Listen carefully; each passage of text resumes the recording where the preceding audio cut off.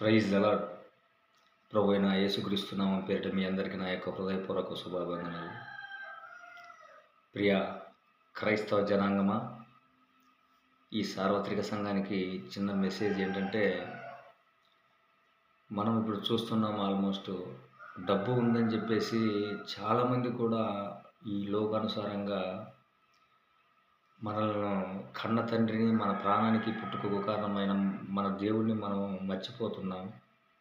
So be careful. ప్రపంచంలో ప్రతిదానికి ఒక విలువ ఉంది, కానీ మనిషికి విలువ లేదు.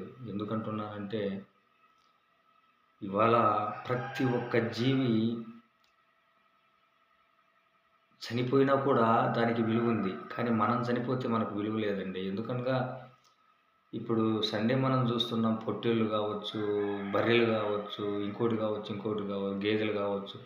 ఇలా ఏది కోసినా కూడా వాటి చర్మమన్నా యూజ్ అవుతుంది, కానీ ఒక మానవునిగా మనం పుట్టి ఇంత పవిత్రమైనటువంటి మనకు జీవం కలిగజేసిన దేవుడు మనం చనిపోయిన తర్వాత ఈ శరీరాన్ని కనీసం దేనికన్నా యూజ్ అవుతుందా? కనీసం ఒక తోలు కానీ ప్రతిదీ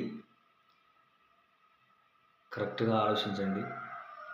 భూమి మీద మనం ఇవాళ ఉన్నాము అంటే సజీవంగా మనం బ్రతికున్నంత వరకు ఇక్కడ ఈ భూలోకానుసారంగా మన దగ్గర డబ్బు ఉందని చెప్పేసి ప్రతి వాళ్ళు మనల్ని పలకరించవచ్చు, ఇంకోటి చేయొచ్చు. కానీ నిజమైన పరలోకంలో మనం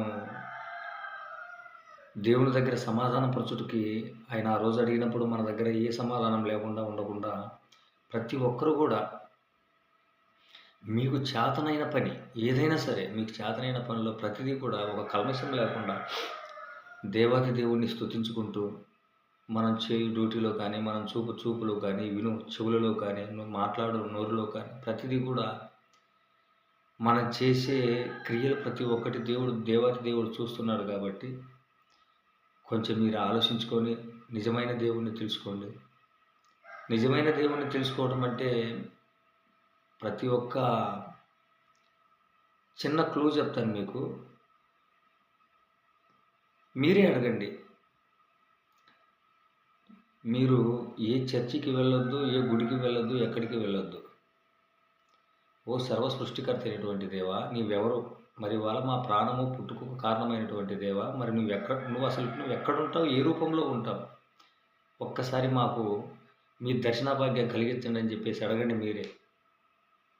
ఒక్క 30 రోజులు మీరు చేయగలిగితే నూతన వెలుగుని మీరు చూస్తారు. దేవుడు ఎవరో చెప్పాల్సిన అవసరం లేదు. మీరు క్రైస్తవ మతంలోకి రమ్మని అనట్లేదు, ఇంకోటి అనట్లేదు. సో ప్రతిదీ భూమి మీద మనిషికంటూ విలువ ఉంది అంటే డబ్బు, కానీ పరలోకంలో మనకు విలువ ఉండాలి, పరలోకంలో ఉండాలి అనుకుంటే నజరేయుడైన యేసుక్రీస్తు ప్రభువారిని మనం నిత్యం స్తుతిస్తూ ఉందాం.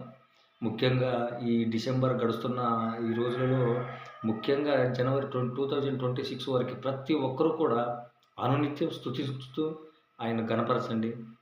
2026లో నూతన లైఫ్‌లోకి ఎంటర్ అవుదాం.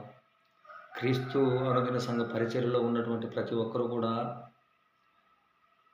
ఏకీభవించండి ప్రార్థనలో టైం టు టైం. మీకే రహస్యమందున్న తండ్రిని స్తుతిస్తూ మీ కోరికలు కూడా అడగవచ్చు, ఎటువంటి సమస్య అయినా కూడా. అలాగే ఎవరికైనా కూడా హెల్త్ బాగలేకున్నా కూడా ప్రేయర్ రిక్వెస్ట్ పెట్టొచ్చు. Praise the lord. ప్రతి ఒక్కరికి నా యొక్క హృదయపూర్వక శుభాభివందనాలు.